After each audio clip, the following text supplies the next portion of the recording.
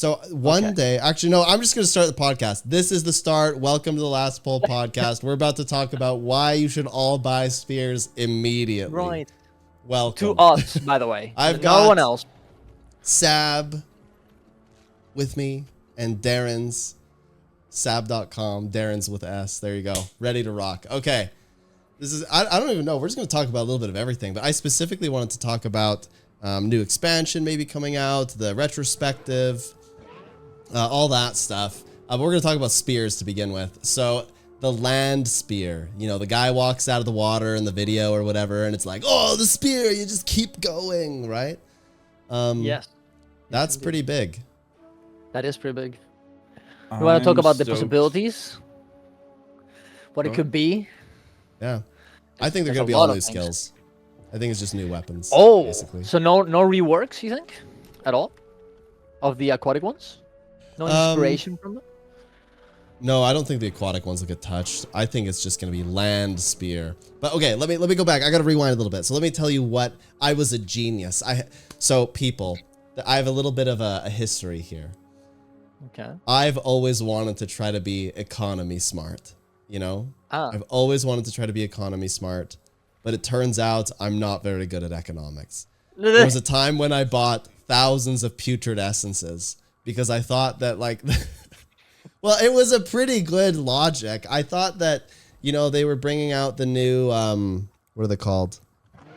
The variants of the Gen 3 legendaries. And I was like, oh, surely they'll use like some stuff that's like really cheap. But apparently some other people also had that idea. So there's a bunch of us like buying up all these putrid essences, and then they were useless. So I lost like hundreds, if not thousands of gold buying putrid essences.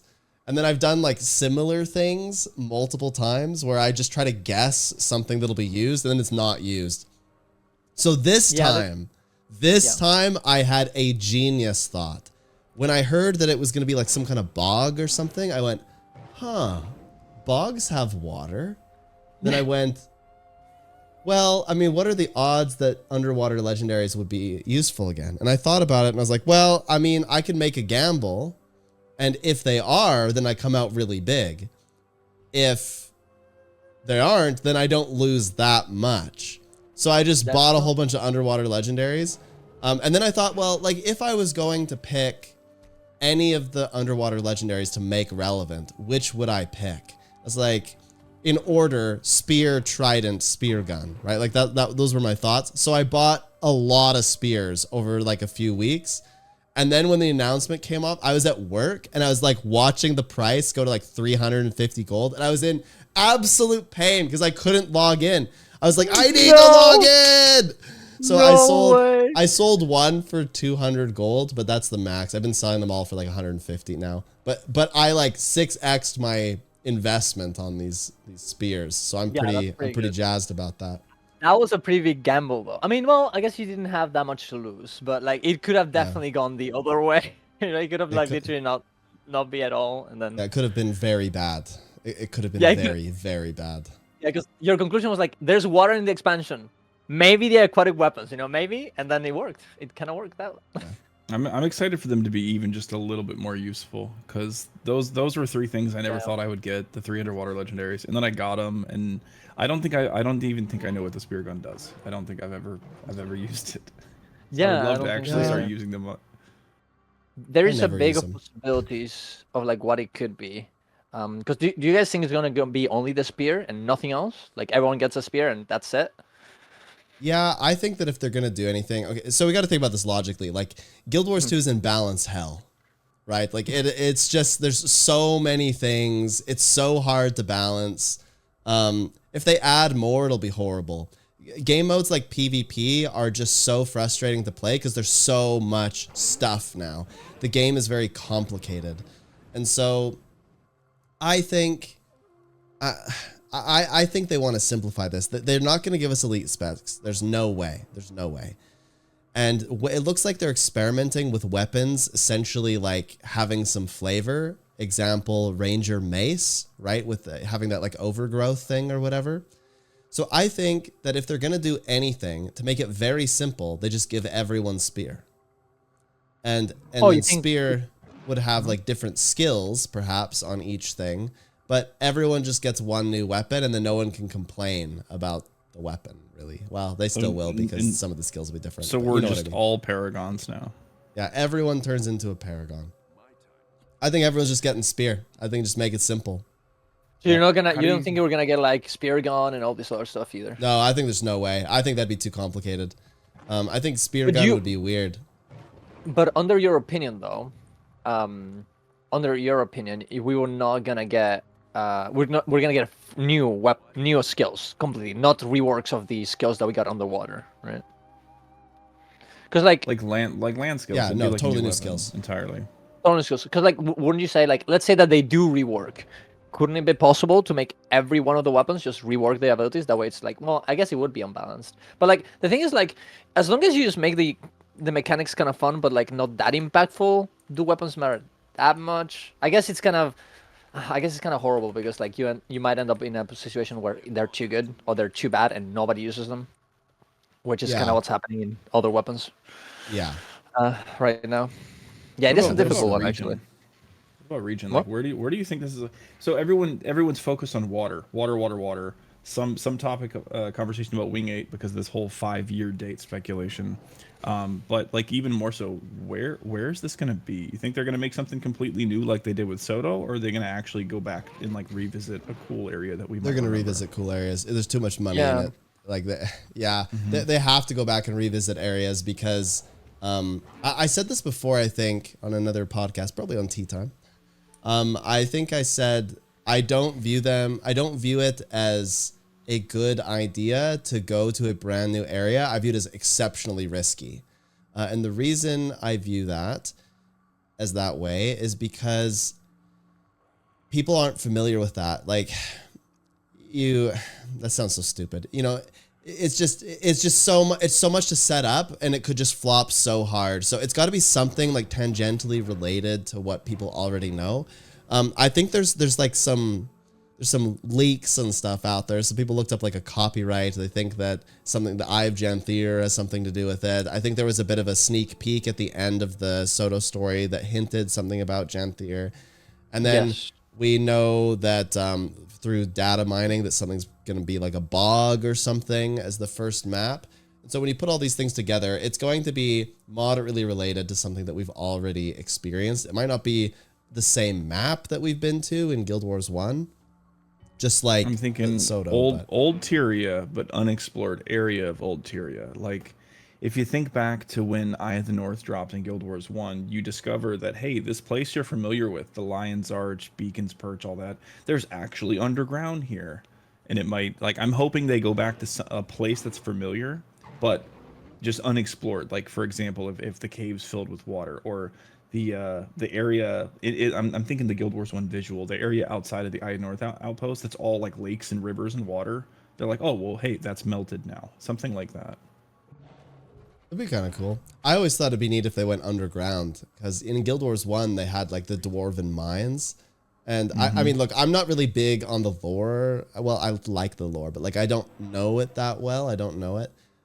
So I've always thought it'd be cool to like go and re-explore these abandoned mines. But I don't know, the mines could have exploded for all I know. Yeah, I think Sogno sent me some places that could be reused. Let me just go see here about the new expansion, because like there's a few missions that happen. Let me just see, like kind of like west of the bog, no, east of the bog. So they definitely could explore that. The island, the like big island at the top, could also be reused. And there's probably going to be some more set connections there, so that's the connection. And we also have like a lot of information between like the Wizard's Tower and the Eye, and Isgaran being kind of weird with the Morsat, and Eparch being kind of weird with the Morsat. So like everything is like kind of connected there. I don't think they're going to go too hard on that, because they don't want the expansion to be like completely connected to it, so you have to play it before. But I do think there's going to be some stuff happening there, and some maybe even reused assets out of the expansion, out of Guild Wars 1 actually, I think. Do you think which characters, if any, that currently exist are going to basically get a deeper narrative? Whose story is going to continue? I mean, Livia, 100%, because we got the little sneak peek of, hey, Livia is being summoned to Divinity's Reach, right? So that's probably going to happen. I think Isgaran is probably going to be there. And I actually think, and maybe this is like insane, but I think we're not gonna get that new hub. We're gonna get the same hub, and the Wizard's Tower is just gonna move. That's what I think. Because like the Wizard's Tower used to be in Janther, right? There's like some books in Solo that tells you that. So they're probably, I think, they're just gonna bring them back, and that way we can have like some connections with some of the characters, and not too many, and maybe the new characters will appear in the Wizard's Tower again, and that's the way they're gonna do it. Kind of like Dalaran in World of Warcraft, which is the same thing that they did there. Like different expansions would have Dalaran in different places, which is, I think, pretty cool. But yeah, that's my prediction on what's gonna happen. And like masteries, so what I loved about like the first, I don't know, 400 masteries is they were pretty universal. They weren't so specific to like one particular area. I'm really hoping that with whatever comes, of course they're probably going to follow this trend of adding some more mastery points. I really don't want them to be mastery points that are really specific to that area. It makes it a lot less fun. It makes it like less enjoyable to grind those points out only for them to not be useful everywhere else. Right. I think the problem with mastery is that the game has been there's a lot of things that have been done in the game. Like I don't know what other things they can give us that are like very fun. Like you can redo bouncing mushrooms or updrafts or whatever. That's what they could give us. They could give us more content and less. Well, features. yeah, but people. I mean, yeah, features. but like people. People like content, but they also like little gimmicks that Hey, I can use the mushroom to jump. Do they though? But do they? I don't know. I think so. Yeah. I think people. Well, I think.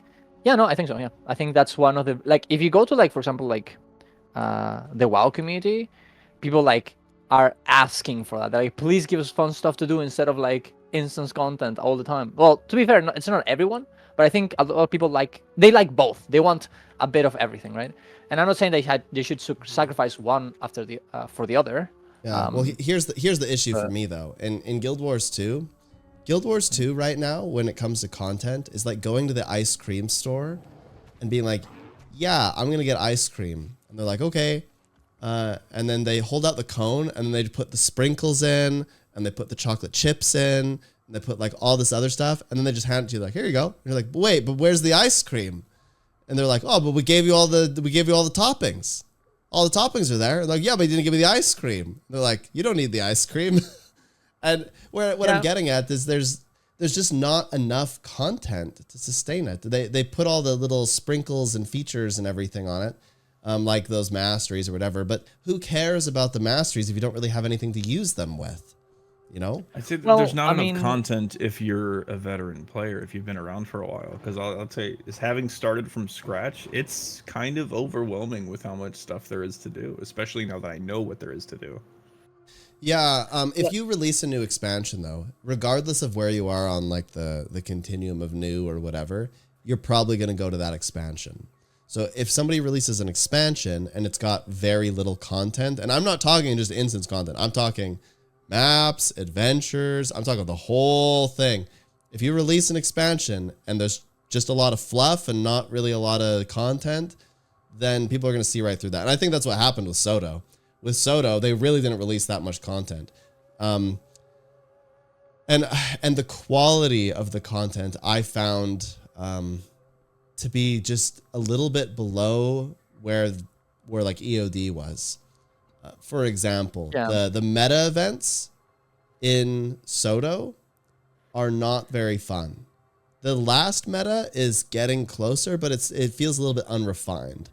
But the other two, like Amnitas and I don't even remember the other Skywatch or whatever. Those are just horrible. Like they are not that fun to play at all. They were fun the first few times, but the replayability on those meta events is so low.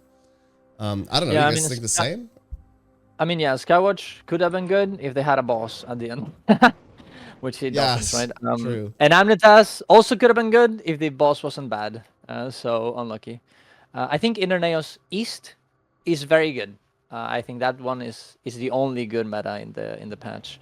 I think the middle one on Interneos is kind of okay, and the last one could have been very good. It has a lot of cool things that could work and could be fun, but because it takes forever and the whole zone is like huge, it just hasn't been like very boring and it just drags on forever. So I do think like bar? Have you broken the break bar at the last? Yes, but you Really, have to. I've never seen it break. I've done it 12 times. Have you? Do you get the buff to break? I did. I begged. I had a squad, and I begged them to get the buff. I said, please, Beg them. The please problem is go like to the buff, and they did not. the problem is like if you get any other buff, you cannot get the other one unless you go to the fountain to cleanse the first buff. So a lot of people get confused with that, and then you can't. People don't get the buff. Yeah. Sab, have you broken the bar? Pretty sad. I haven't even. I've heard so many complaints about that meta being bugged and failing. I haven't even touched it yet. I'm waiting for people to tell me that it's a more fun experience. Well, I mean, I don't know if it'll be more fun. Okay, here's the doom take. Are you ready for it? The doom take is that they will never fix it. It will never be fixed.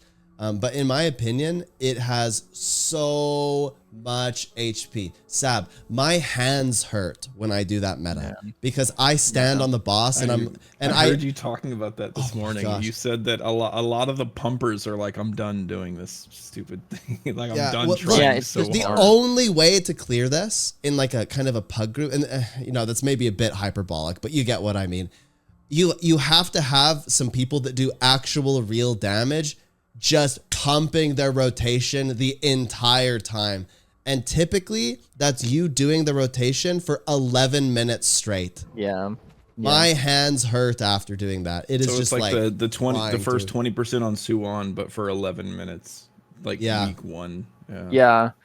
And like I think they tried to like do like, oh look, we're gonna do something at Drowned Sand, guys, that is hard and you need to do damage or whatever. But like look, Drowned Sand was cool because it was fun. Okay, there's a lot of things happening. It looks cool. You don't have to it takes a long time, but you're not sitting there all the time doing damage and nothing else, right? You're moving around, you're doing mechanics, and I get it, it's easy, but you know what? It's fun. This one might be maybe even harder. I don't really know. I don't think so, but but it's just not. If it's not fun, what's the point? Like exactly. We've got a good question here. It says, does Sneb find Galadelv, Canning City, and the Echovold Wilds more fun than Amratos and Skywatch?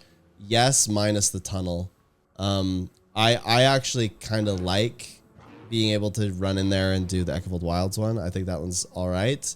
It's pretty simple, but it's fine. Kidding is actually okay. It's just long. Like the actual boss fight and stuff is pretty decent.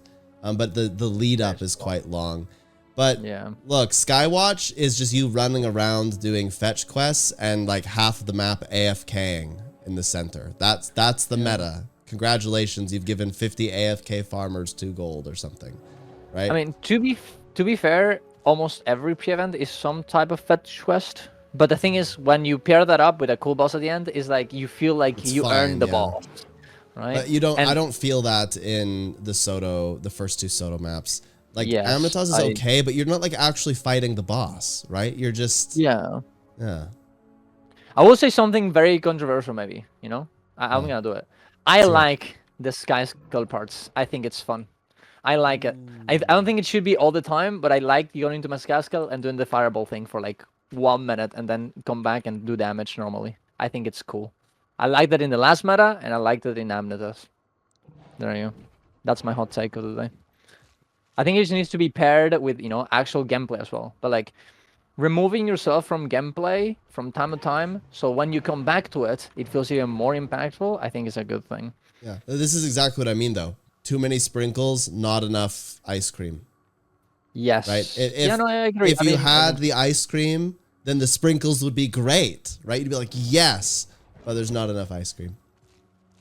Yeah, no, it's kind of funny. We seem to be having like the opposite take that I was listening to. I think it was one of Nike's videos the other day, where his hot take was that Soto was better or brought more to the table than EOD was. That EOD was like a couple fun metas, but everything else was really lackluster. Whereas Soto might not have those memorable metas, but the rest that came with it was more valuable or better. Well, and I mean, at a first glance, I was like, no, I'm going to disagree with this. But when I actually listened to it all, I was like, okay, yeah, he's kind of got a point. I mean, I guess he means like the sprinkles are very good, but I think that's what he kind of saying, and I think he's right. Like I think a lot of the systems in Soto is pretty good. Like I know rifting, blah blah, but like rifting does bring a lot to the table. Like it revives a lot of Yeah, rifting is good. Well, let me break down some points I think that are very easy especially for like veteran players to remember. Streamlined acquisition for a sky scale. That's a really big deal to a lot of people. Open world legendary items. Very popular. Very good. Yeah, and they made the expansion kind of like automatically something. It gave you something to do, like it was kind of blast because they gave you the sky scale. They allowed newer players to jump straight into in-game content without having to do anything to kind of catch up, which I think most expansions are pretty good with. Yeah. Yeah. There was a lot of like good pieces there, but when you combined them all together with the lack of content, it didn't quite fit. It was very close though, very close. Yeah, it was very close. Yeah, that's the thing. It was like if the metas would have been fine, I think we would not have this issue as much. If the metas were super fun, people would be fine. Yeah, and if there were more enemies in Cryptus, for example, not only Cryptus and rifts as well, there would be more variety of different rifts that you can get. I think also it would have been absolutely perfect. And in some ways, it's not even like that hard to do that thing, but they just kind of missed it, right? And then because like I think every one of these metas could be fixed pretty easily, right? Like, well, I guess Skywatch is kind of not really, because you would have to actually put a boss. But Amidas, if you make the big boss actually do something in the middle, like those lasers that it appears, like, actually hit you, you would have to move around while you're trying to damage it, and you would actually have something fun. Right? There's a lot of little tiny changes that could be made that would have a huge impact. And I was reminded of this today, doing this silly scrap rifle adventure, when in my opinion, the most important mushroom to bounce on in that adventure doesn't work. And I'm like, how hard is it to fix this one little bouncing mushroom that would make this whole adventure more enjoyable? Turns out if you fix that mushroom, the entire fabric of reality in the game will actually implode on itself. The Black Citadel will appear again on top of itself. Yeah. So you can't really change that mushroom. I think one big thing that holds a lot of people like very fond of like EOD and prior expansions over Soto was, I'm one of them. I really liked the new elite specs. I liked getting a new spec for each character. It was so much more to explore, so much more to learn.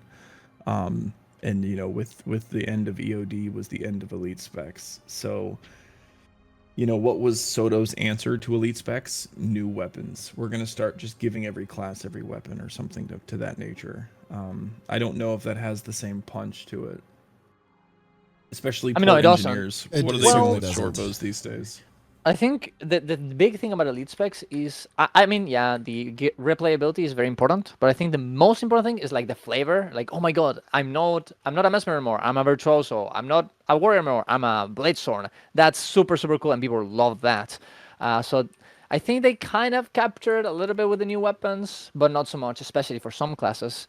And I think that's also why in another interview, I think Grouch said like, because they asked him about elite specs, and he's just like, yeah, we're not gonna do that for next expansion, but we're thinking about bringing them back from time to time, and I think that's a good idea. Maybe they just can't sustain the frequency. Like, imagine if we had elite specs in Soto and we were getting new elite specs once a year. Like, eventually, that it's just too many. It's just too many things to try to learn. Like, imagine you're a new player and you've got a billion different classes and traits to learn. It's already complicated for people. I think you got to slow down the complication ramp, or it's that ties in pretty well with a message you just got. It says give classes new weapons and then rework.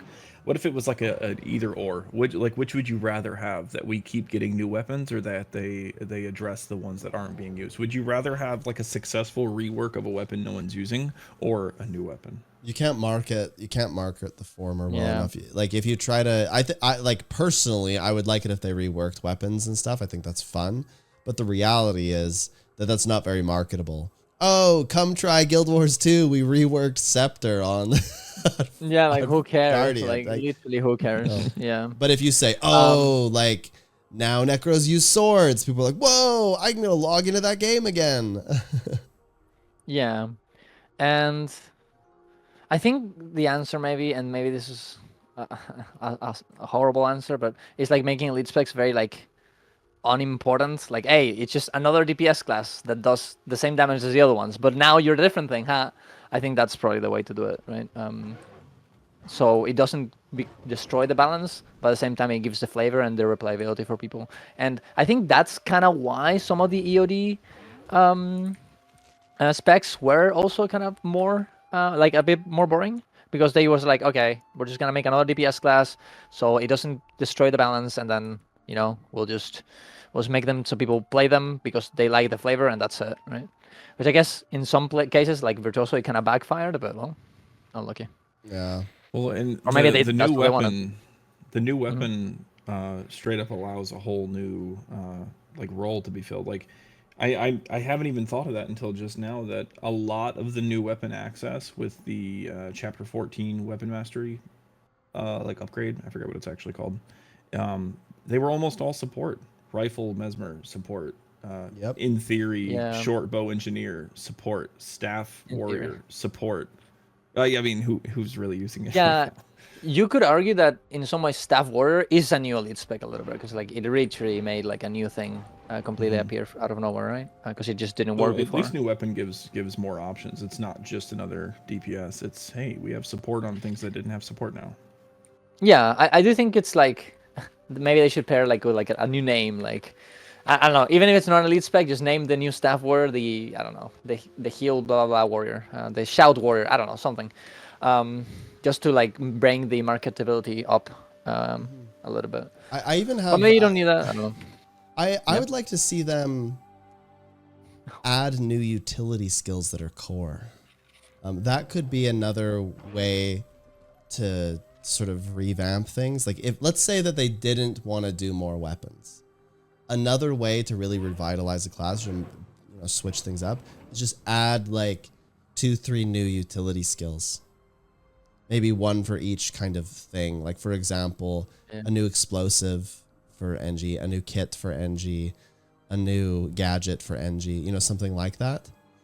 I actually think that would really change things up. A new conjure for elementalist, you see where I'm going? Like, if you did that, then suddenly that would shift around the meta a lot. Now, maybe that's balancing hell again, I'm not sure, but it's just another way that you could introduce and revitalize things without adding a totally new elite spec.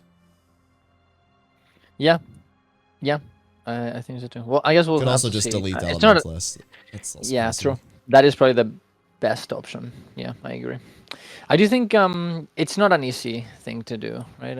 I think a lot of the problems that Giversu has right now are because the people that made the game before, they were like, just pull everything in, just who cares about the future, just blast them so people play the game, and who cares, right? And now Giversu is trying to like, okay, how do we make it so this can be sustainable and balanced and actually work for a long time? And making those things when everyone, like, things like Firebrand or Scourge existed, because they're like, oh, it's the last expansion, who cares? It's a bit hard, right? It's not easy to do.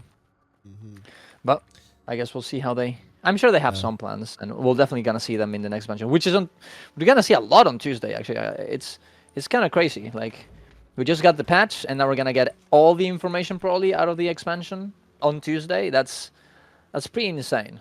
What do we think is going to be the new thing? Because like I said, elite specs were the big new thing to go with the new content, and then with Soto, it's the spear. Well, it's the spear, 100%. That's just the thing. Just the spear. Just the spear, land spear. Let's go. Yeah, for weapons, but you have to think like Soto gave us new weapons. The old weapons kind of came over as well. They gave us Wizard's Bolt. They gave us updrafts with Sky Scales and Griffins, which I think is very cool, to be honest. I think it works pretty well. What else did they give us? They gave us refts. So there's like 5 features already, and I'm sure I'm missing something.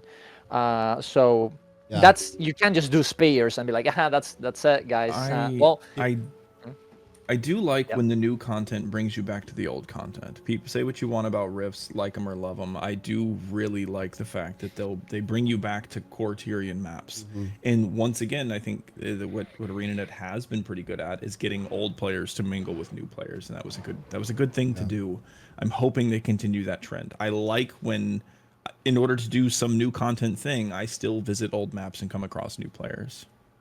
Yeah, I think you hit the nail on the head there, Sab. I mean, it's very positive to try to intermingle players, veteran players and new players alike, because that's where you're going to get knowledge sharing.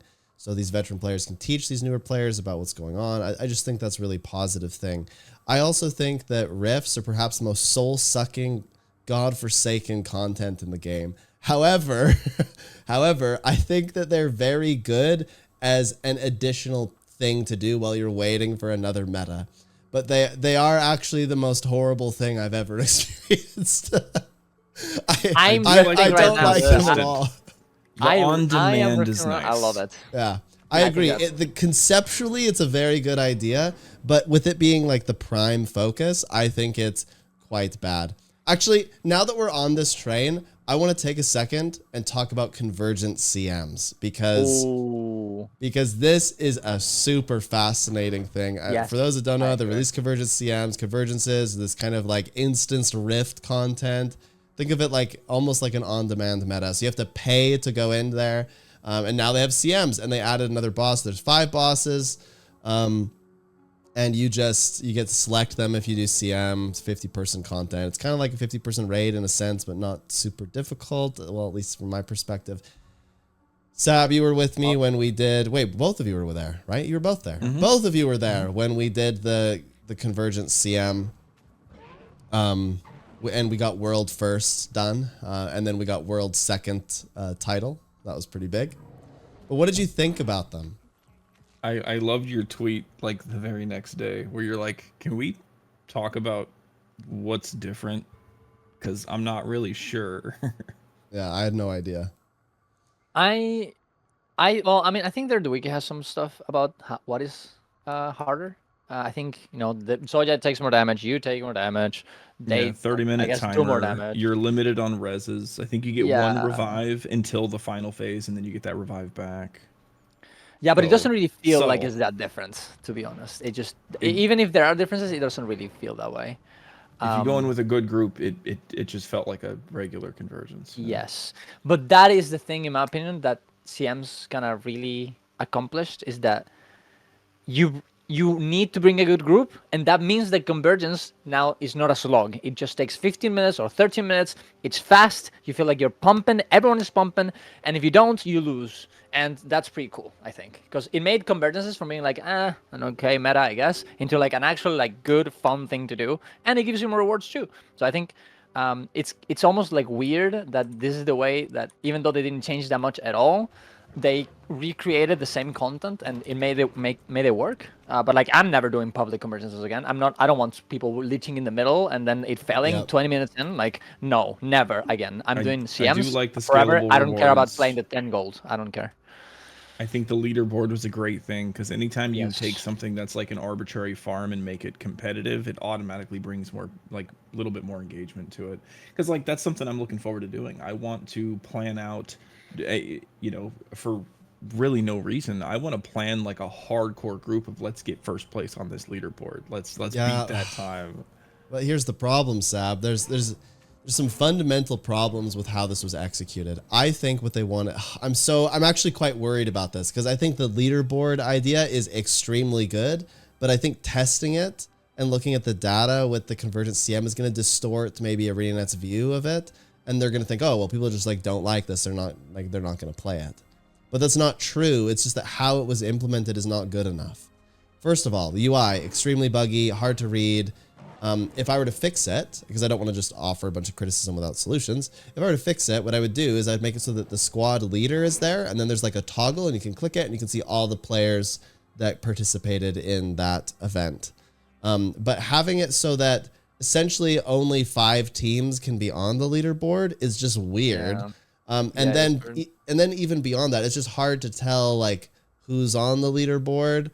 And then this is actually the big issue though. The big issue for me is the competitive integrity of Convergence CMs. In order to be effective at the Convergence CM, you have to have Demon Sigil, Night Sigil. You have to be playing power. You need to have, what's it called? Maybe a stacking sigil, depending on how you want to do that. You need a might booster. You need the demon slaying potion. You need certain food. Then you might want other boosters like the protection booster and whatever. Maybe if you want to drop some healers, right? And where I'm going with this is that having things like boosters available and making it so that there's like demon slaying sigils and stuff, that there's a reason that raid bosses are plants, and it's so that you can't do that stuff. And it simplifies the competitive integrity of the leaderboard.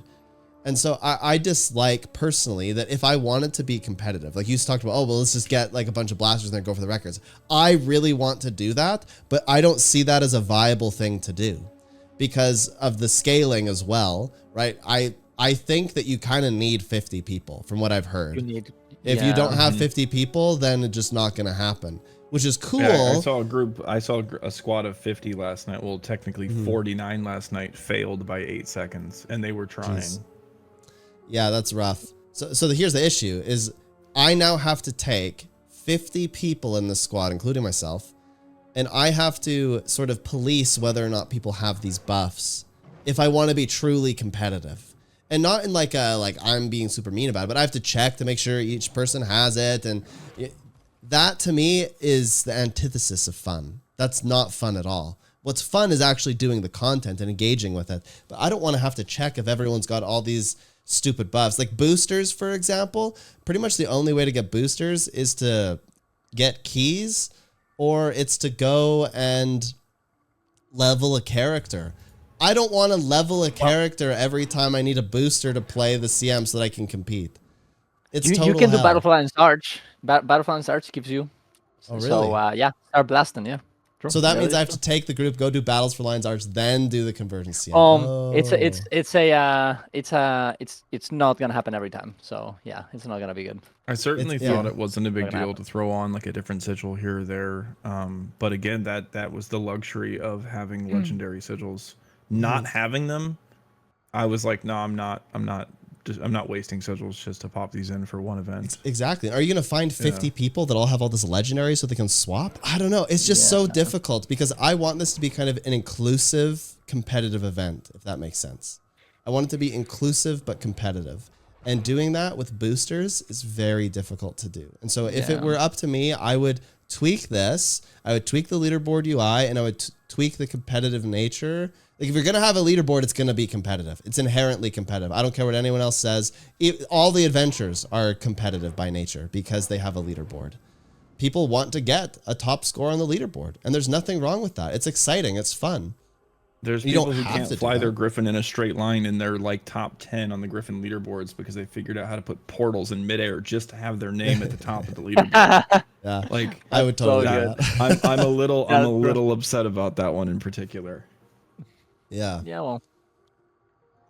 I don't know. If anybody figures that out, like, please DM me. How do you place a portal in midair? Because I want to catch these people beating my Griffin times.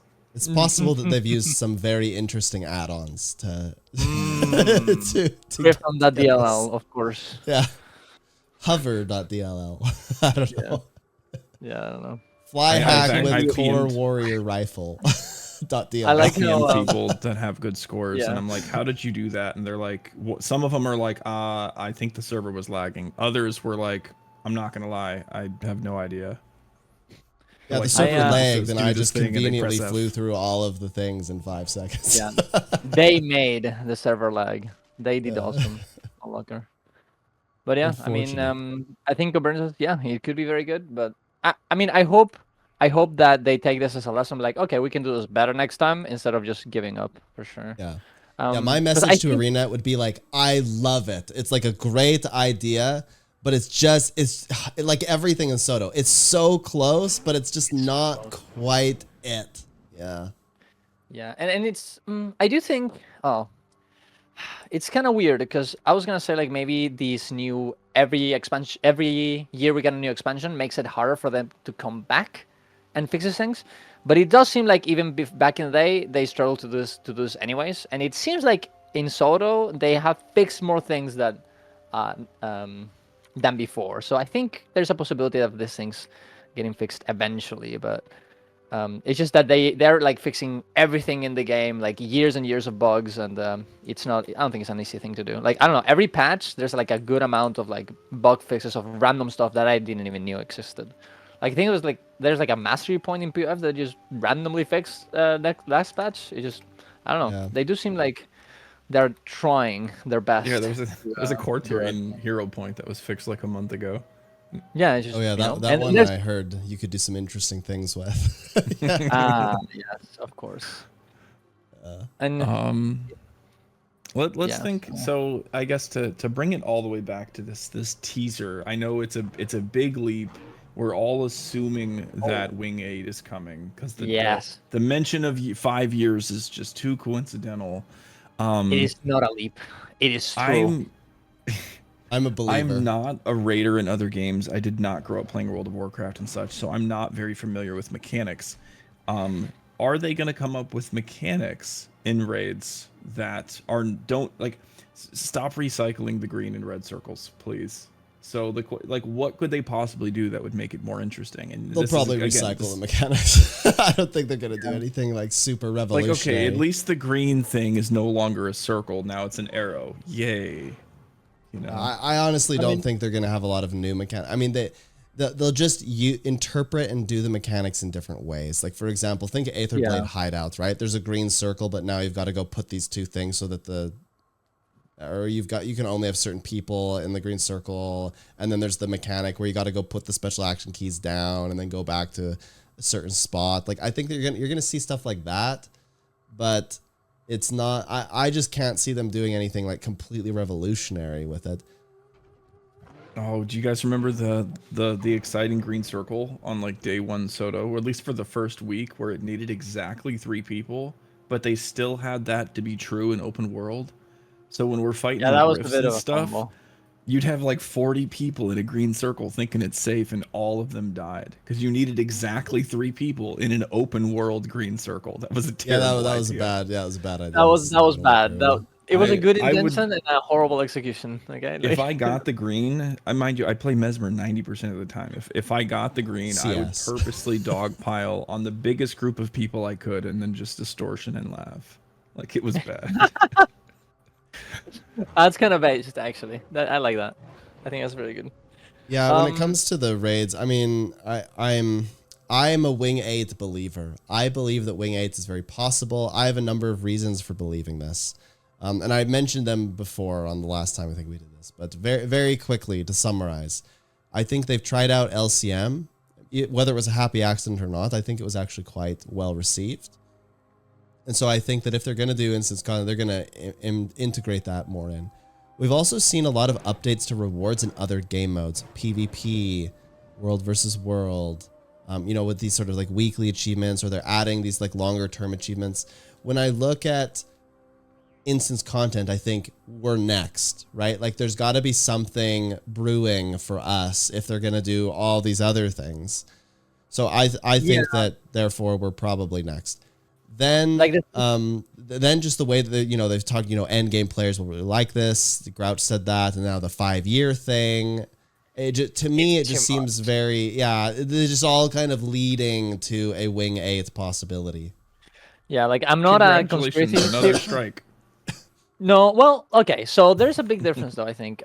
Yes, I mean they will have probably strike mechanics in some ways, but I think people really like the whole like one boss after the other.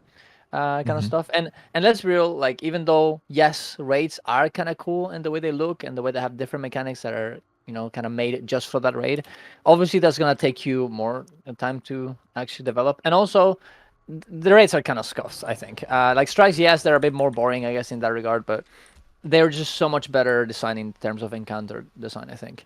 And yes, they have to find a middle ground between what raids are and strikes are. Like strikes are way like, oh, there's trying to make the encounter good, and that's it, and it's kind of like immersion breaking sometimes, but they have to find the middle ground between raids being insane, like creative but also kind of scuffed, and strikes being kind of boring but also well done, right? And what's your thoughts doing that, on hopefully CO? Raids are going to be the guys. How do you feel about CO? Cosmic Observatory? I mean, I think it's I think it's a bit exists a lot. I don't think it's very good. I mean, I think it's a good strike for like new players, but I think that's about it. And Is I think it? I'm going to take a very different stance. I think it's think actually a very bad strike for new players. Why? It's Why a training because you dummy don't with do extra anything. Steps. Yeah, you don't exactly. Seb's right. No, I disagree. I think it's like, hey, you evade some mechanics, and then do damage or you lose, and that's it. That's what the mechanics? There's like nothing that happens. Well, there are. The thing is, okay, like, who people else did die, like, COCM day one blind me. and was like, I did. this was a joke?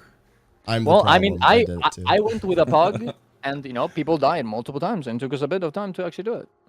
Right? Like, and I get it. Like, not everyone's gonna have that experience. I finished COCM feeling the way Sneb felt after Convergence CM. I was like, what was different? I was just, she had more health. That was my biggest complaint. The reason I brought up COCM is it just felt like they extended the encounter by giving her more health, and I was like, that's a bad way to make the fight last longer. Well, the thing is, like, if you have if you have people that actually know the game, yes, that's gonna happen. The boss is not gonna do anything, and all the mechanics that kind of change a little bit are not gonna really change. But the thing is, like, if you have people that are actually kind of bad at the game, the mechanics will hurt because there's no other, like, there's no one really healing you, and it's a complete disaster and clusterfuck, right? So I think, like, that's the kind of person that COCM is kind of appealing to a little bit, right? It's like for people, and the thing is also for people that are actually good at the game, they probably like it a bit more, definitely more than Sarah CM, because they can just go in there, feel powerful, they kill a CM, they get some rewards, and they really didn't do anything. The same reason why some people like something like Iceberg Saga Strikes, I guess. That being said, it is way too long, and I will not, I'm not gonna debate that one. Okay, it is definitely too long, and I don't know why they have like this obsession with making everything insanely like healthy in every boss, in every meta. It's just kind of weird. The best part about COCM is being able to use Signet of Humility on my friends. Yeah. True. I just discovered something very funny, which may not be funny later, but I had the Guild Wars 2 audio on in the background, so let's just hope and pray that doesn't prove a problem when I upload this later. well, I guess we'll see. Yeah, I guess we'll find out. Woo! I guess we'll find out. Okay. One other thing I wanted to go into the retrospect a bit deeper. So I'll read some of it for some context for the listeners, but there's like a few points in this retrospective that I find very interesting. So let's just go into it. Okay, it says, retrospective, a quick history refresher. A little over a year and a half ago, we announced that we'd be transitioning from the longstanding Living World model to smaller, more frequent or annual expansion releases. This was a significant shift, but the new direction was born out of an examination of the pain points experienced by our players and our developers. I think a lot of people didn't like content droughts, basically. The reasons we laid out for this change and what we'd hoped to achieve were simple but deeply important. Deliver content updates in a more consistent and timely manner, provide better support for the systems and game modes that make up Guild Wars 2 experience, and enable Arena employees to enjoy a better work-life balance. Now that we've completed a full expansion release cycle, I can confidently say that we've made significant strides toward these goals. But as with all things, there's room for improvement, both in terms of the content we deliver and the process through which we deliver it. For today, I'm going to focus on some of what we learned in the content side of things. And then talk about the story. I think that the way that they did the story in Soto infuriated the story, more casual, story-focused players. Can you elaborate on what you mean by the way that they did it? The way that they did it? Put it this way. I felt like playing the Soto story was like watching a really good pilot episode of a TV show, and then it's like, come back in 3 months. And you're like, wait, the TV show was only like an hour. It was one episode. Like not being able to actually, like when POF came out, you start the story, however long you want to put into it, you're able to finish the story. You're able to watch. It's how I watch Netflix. Like I won't watch a show as it comes out, one episode at a time. I'll wait till next year and I'll watch the whole season in like 1 week. But that's exactly what I'm getting at. The problem is that with like EOD, they just released the whole story, right? You just played the whole story, and then they had some like stuff that came up after that. But with Soto, it's like they gave you the pilot episode, and then they're like, well, episode 2 is going to come out in 3 months or 2 months or whatever. And then episode 3. And so for me personally, as somebody who's maybe not as engaged with the story, what I found myself doing is just caring less and less as time went on, because it just felt like it was so long and I forgot what happened by the time we got there, right? Like I already finished the content. I was doing other stuff.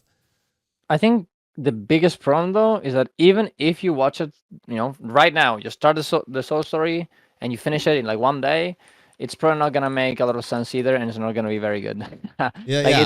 Exactly. Because and I definitely have that experience because I watch anime sometimes, and sometimes there's like 1 year of like not knowing what's gonna happen, and that definitely sucks, and it makes me detach from the story. But whenever the story is very, very good, when I come back, I'm like, I relive everything, and I know I felt emotionally invested in it. But because the story wasn't really good, the ideas were good, but they were just not developed enough. Nobody cared, so the disconnection was even bigger, I think. And you don't want the story people to be mad because they're kind of always kind of happy, and if they're mad, we're having a bit of an issue. Okay, the Reddit is gonna implode, and everyone's gonna be unhappy. See, my issue isn't in particular that it's coming out every 2 months. It's just that the amount that's coming out every 2 months isn't sufficient to have that kind of cadence, right? You can't put out one 20-minute episode every 2 to 3 months. It's just not going to work very well. People are going to be bored by that. It's not going to satiate people. So what you have to release more, or you got to release it faster. This is maybe crazy. I'd rather have a drought. I would rather have a drought of 6 months with no story than have the story trickle and be poor, like relatively poor quality, right? Because they tried to do too much too fast, and it didn't really. Yeah, because I think what Darren said highlighted the quality failure, because he said now that it is out, even if you do play it all at once, it's still not that great. Yeah.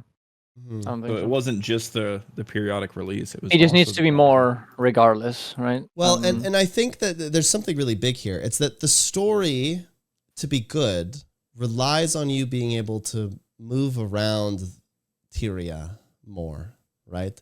It requires that you have more maps and more places to go and things. So when they did this is actually going to be like nuclear take, but in this retrospective, I'm trying to find it. Map design. Let me read this part. It's important. They say in Soto we delivered 3 new open world maps. The first 2, Amritas and Skywatch, came out with the expansion's launch in August 2023. The third map was released with a quarterly update in November 2023, and then expanded on in our second and third quarterly updates with new playable space and event content. After extensive adventuring in recent months, it's clear that using a single map as the main focal point for 3 releases is not ideal from a player or developer standpoint. Our decision to do so originally stemmed from production constraints and overlapping development timelines between expansions, but we've since identified some ways to mitigate those issues. I have a very big criticism of this. And here we go. Just listen to this next part, and then I'll tell you the criticism. For our next expansion, our first 2 maps will be released at the expansion's launch, just as they did in Soto. However, the final map will arrive in the second quarterly update, will be expanded upon in the third, meaning it will be expanded on for 2 total releases, like Bjorn Marches and Drizzlewood Coast.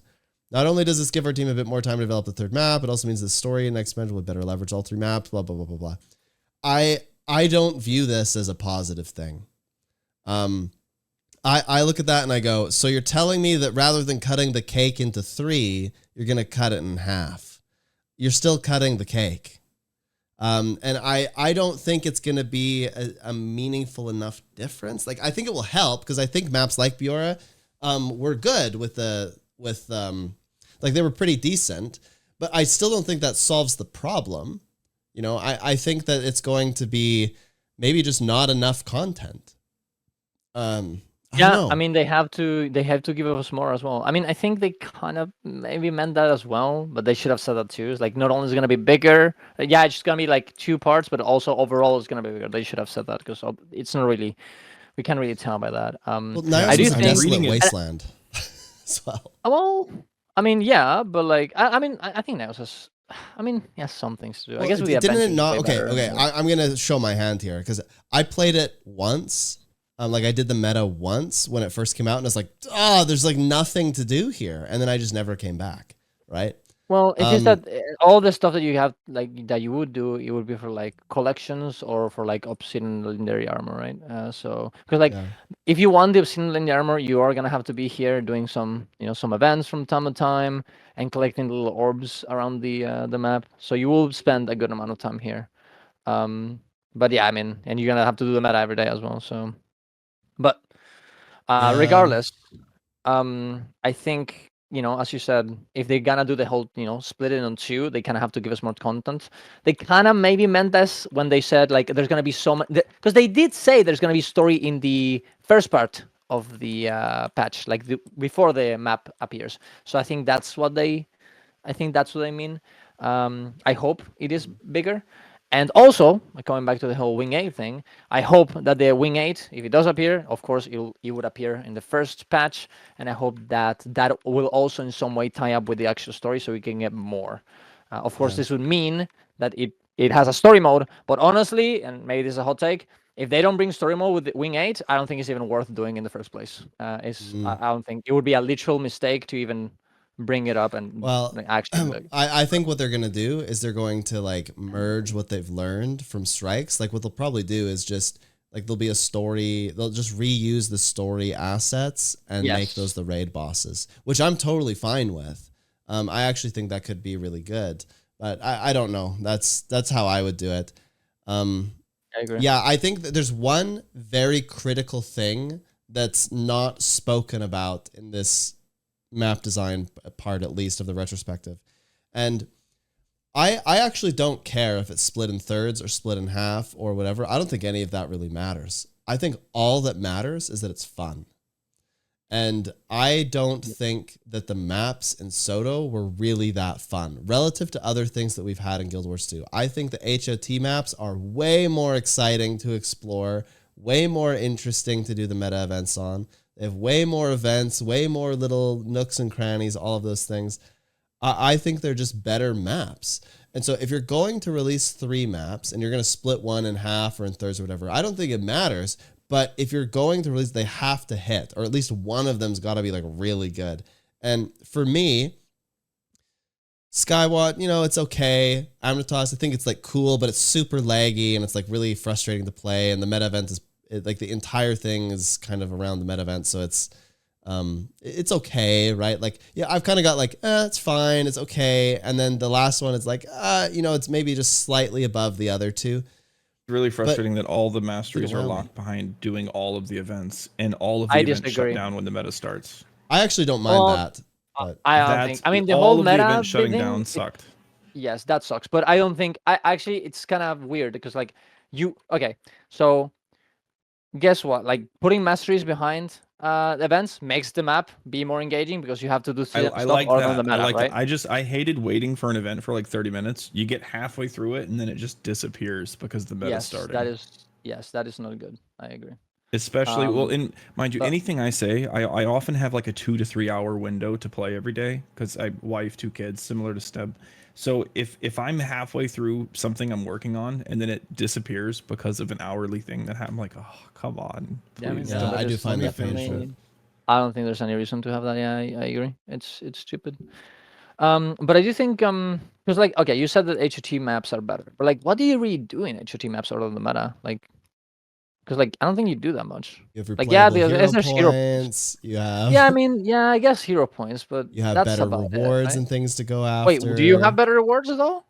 What do you get? The HOT maps? In general, yes. Why? The rewards are just better, right? Like the meta events are better. They have all those chests everywhere that you can get using the keys from the map currency. Yeah, but the keys don't give you anything. Like the currency is useless. Like you don't the unidentified gear and stuff from opening. Well, no, this is just simply untrue, Darren's. If you go and open those things, memorable. Yeah, it's more memorable, but you also have the ability to get some kind of like high rolls off of some of those chests. Yeah, but like you get some skins and stuff. You get high rolls here as well, though. Like in Soto, they're like more convoluted. They're like way more. No, like you can craft and crap, but it's like super annoying. Yes, it takes you out of the map. Yes, but you also get big high rolls in every meta in Soto. I should be fair. Yeah, the high rolls are actually pretty good in Soto, but the metas are far longer and more tedious.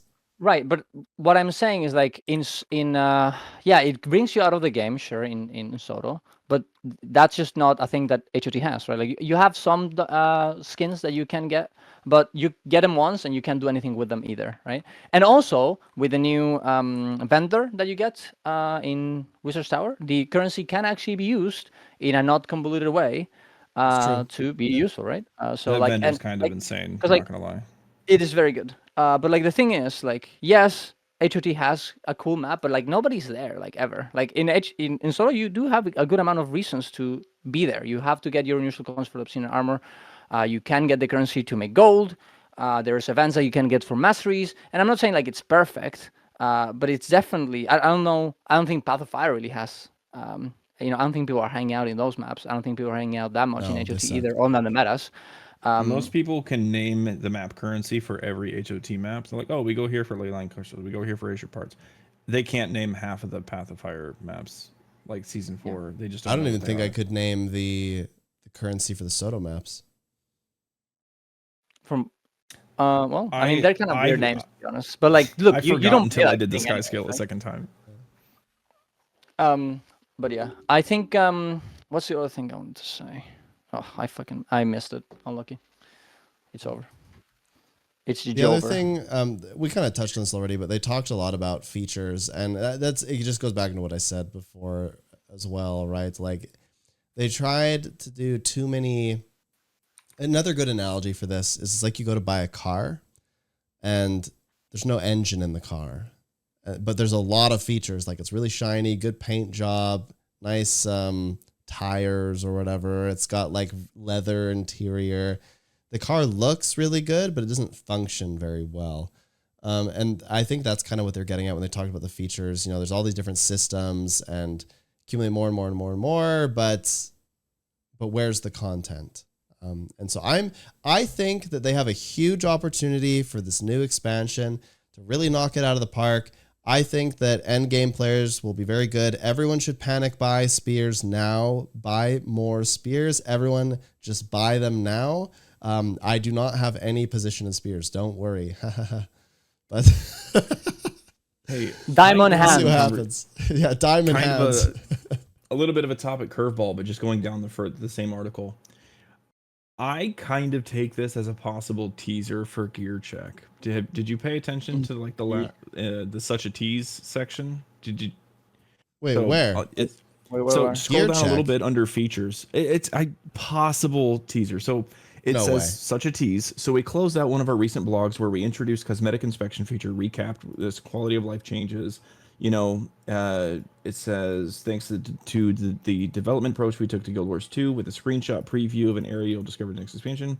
We thought today would be a fun opportunity to build on that, so we'll leave you with an additional environment preview. So the fact that they mentioned the whole, hey, we added gear check. This is something that we're thinking about. It wanted to see how, and what was the general community response when that hit? When they added you mean the cosmetic inspection? Yeah, when they added the cosmetic inspection, a lot of people felt trolled. They're like, "Come on, I thought this was it. I thought this was the day. Like, we can finally do gear check." Do you think they'll ever actually bring that into this game? No. I think so. I think so. No I think the to be anti-gear check, but the more I think about it, the more I think it would be a good thing. Well, it's certainly a very good thing, but they're never going to add it. Look. Here's the thing, though. They did fashion inspect as a test. Okay, they wanted to see how bad, how mad people would get. And now very mad. We have that. Yeah. Well, no, that is not true. Actually, a few people got very mad, but most people didn't. Like, I'm sorry, but the people that were against fashion inspect got made fun for like a week or like even more. It was kind of almost like I'm gonna make fun of them again now. Yeah, like I felt a bit bad because like at first I was like, no, we cannot allow these people like saying like this is bad, this is great, right? It should not be taken out. But like after a few days when we won, right, because everyone's on my side, they would just keep going like, oh my god, lol, like imagine being afraid of fashion inspect, and there's like, okay guys, like let's stop, like we won, okay, it's good. But I think the culture in Guild Wars is moving because of new players as well. And I think the old people don't want gear check, and I think the new people do want it. And I think Fashion Inspect has kind of shown that a little bit to them.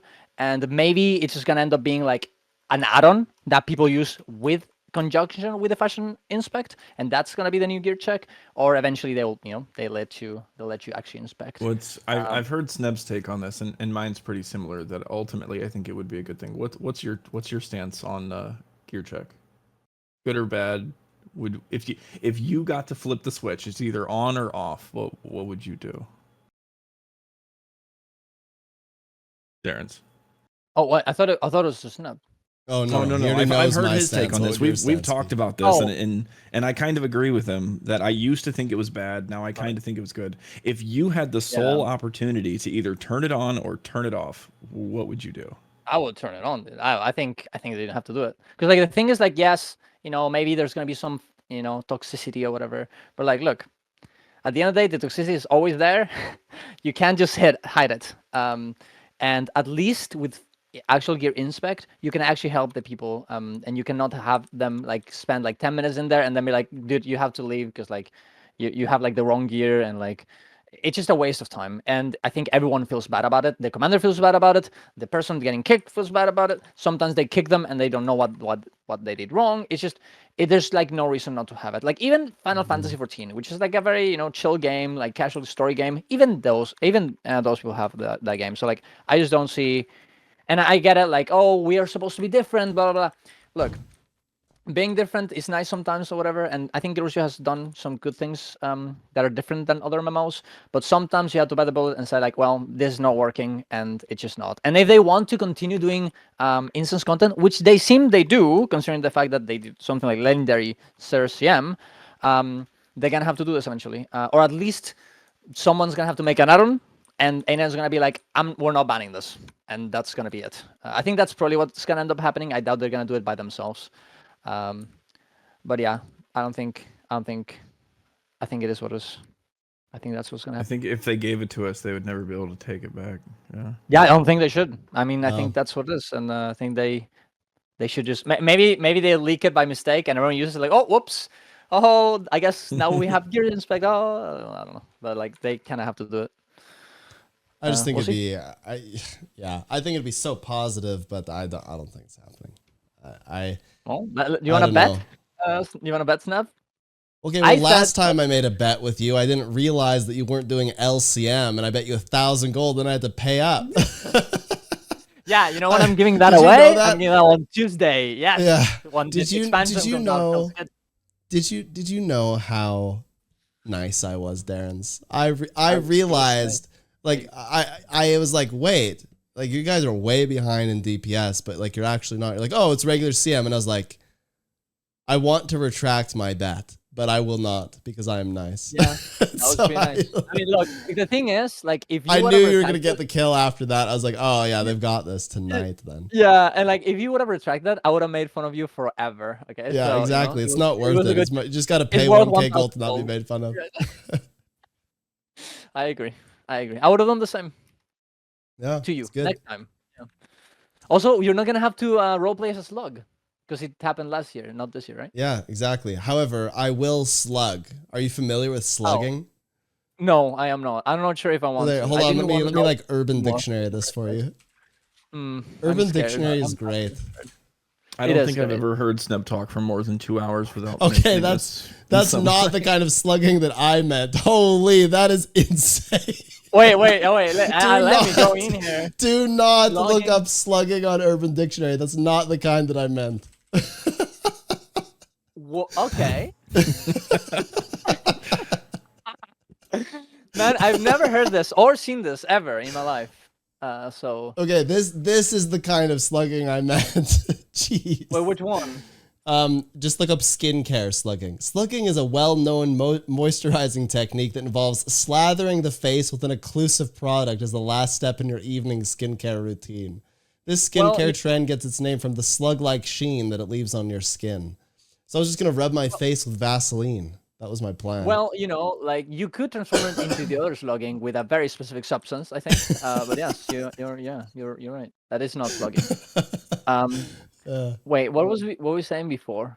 Oh yeah, I did say that if Wing 8 does not come out this year, I will roleplay as a slug. So I'm in the other way now. So we'll see what happens. And please do not do this to me, please. Wow. Oh, what do you think about the fact that people say that we're not gonna get Wing 8, we're gonna get player housing instead, and that's what they meant with the 5 years. I think that's a huge cope. Yeah. Don't do that. Well, I mean, okay. I don't think that player housing is a terrible idea, but I do question like what they would do with it. You know? Well, yeah. I mean, I think you would probably make it so you can like show all of your legendaries in like a wall and stuff like this, and maybe all the guild decorations you can put them inside there as well. To like bring back Hall of Monuments. I think what they would do is what a lot of other games did. I loved Ion, but I quit when Ion 3.0 came out because they introduced player housing, which was a pretty hefty sink of resources and time. And you kind of had to do it because they locked certain buffs and benefits to your housing environment. And so if you didn't work on upgrading your housing, you missed out on a lot of like pretty important things. And that that broke me because I did like right now the home instance in Guild Wars 2 totally optional. You can either do it and invite your friends or you just join your friends. Imagine if there was something where you had to like max your home instance to get a certain buff that became universally like required or demanded. That would suck. You know, actually, okay, so here's my thought. If they were going to do housing, it would just be an expansion of scribing, no? Yeah, but I think it would be a rework as well, right? Yeah, they would rework and expand, and then same with your like home instance, they would just like essentially remove it or something, and like or like you could take all of those nodes and put them in your house. I feel like they would have to do that, right? Yeah, I think so too. And maybe that's what they were talking, because there was another interview. Do you guys see the other interview from Grouch? That happened like a close friends feature to where people like your close friends can visit your home instance when you're offline. Like, let me go gather your things without you being online. Yeah. I mean, I think Grouch said something like, we're having this feature happening that is gonna like be a new feature, but also is gonna rework a lot of the things and make everything kind of work together. So I think that's why some people think it's housing. But I think it might be just, two things. Maybe this is huge scope, but what if we get Wing 8 and we also get a player housing? Is that insane scope, guys? I don't know. Maybe it could happen. It would be pretty cool, I think. And the thing is, like, player housing, yeah, it's kind of stupid, I guess. But like the thing is, like, it just makes everything in the game that you already acquired way more meaningful because you can show it off to people. And it makes you, farming stuff. If it were like a trophy, if it were to display things like that, yeah, that'd be cool. Because I loved the Hall of Monuments in Guild Wars 1 for that. I loved being able to bring my friend in there and be like, "Look at all these things I found." Yeah, I think so too. Yeah. I mean, it would be cool. I think we'll see, I guess. But the thing is, like, they do kind of need a feature. And even though I do want Wing 8, I'm not sure if Wing 8 is just enough for the feature of the expansion. Yeah. Like every other MMO gets the raid and they get a cool feature. Like they need something else. So. Yeah. And just continuing to give us new weapons isn't going to be enough. Yeah, they need something exciting, big, like player housing. Yeah. I've got one more topic for us, and then maybe we'll wrap up. But here's the topic. Mm-hmm. What do you think they're going to do in the in-between phase? So between now and the expansion. And when I say what are they going to do, it could be in-game, it could be marketing, it could be like what are we up for this summer? Oh, I mean, we definitely have the PvP and War vs. World stuff, the alliances and the whole PvP changes. So that's going to be kind of fun. But I think we're probably going to get like interviews from time to time, little teasers. It really depends on the amount of content we get, because like for EOD it was very easy to do that because you just do like 1 week, one elite spec, easy, perfect. The expansion releases, we have one thing to look forward to every week, but that's not what's gonna happen. So I think there's gonna be like one feature explained a little bit every week. Show off the spear skills for each class. Yeah. You know what? Yeah, they could. They could make the voltaic spear great again. Give me the cool looking spear with the fancy animation. Make me happy to have it. Scratch that little brain itch from Guild Wars 1 that I've wanted. Bring the voltaic spear back. Yeah, the voltaic spear is a nice skin. That is pretty good. Anyway, I guess for me, I would want to see. I feel like they should do something for content. Now, if I was them, and like, let's say if they're going to put out something like a Wing 8, which we all hope for, then I feel like they need to do some preparation for that. They can't just be like, all right, raids are back in action. Right? Yeah. I feel like that would be kind of silly. They should do exactly what they did with world versus world and PvP with these different achievements. And if they do those kind of things and update the rewards a little bit, I think that'll attract people to kind of get back in there. And I think as soon as people start getting back in there, you'll have more people wanting to do training and things like that, building communities. And as a result, that'll prepare well for something like a Wing 8. Because somebody commented in the Twitch chat here, they were like, well, like what's the point of doing Wing 8 when barely anybody does raids? And that's a super valid point. I actually think that it's quite scary that a lot of veterans have kind of moved on. They still like Guild Wars and they come back and jump in every once in a while, but there were people that would play like every day, do tons of trainings. A lot of people are just kind of like this. They don't feel very connected to the game right now. And so I think if they're gonna do anything to try to revitalize instance content, they have to do something this summer in preparation for the expansion. New raid, story mode, scalable difficulty with it, and whatever currency it gives you, legendary aqua breather. Yeah, the aqua breather. Easy. The meme. Just delete the aqua breather slot at this point. Yeah, true. Then everyone can get purple in every hole. Yeah. Feels good. And you know what? As much of a diehard like PvE lover as I am excited for the permanent beta. I want World vs. World and PvP to get a little bit more attention. So as far as the whole what's going to happen in between, well, hopefully that becomes a little more popular. I know with my group of people, it will be. It's going to be exciting to actually play with all of our friends and not have to worry about what server everybody's on. Yeah. I guess we'll see on Tuesday. Feels good. I'm excited. I'm excited to see what it's going to be. I wish content honestly, drops weren't on work days, but it is what it is. Oh. Well, true. Unlucky. Any hoozles.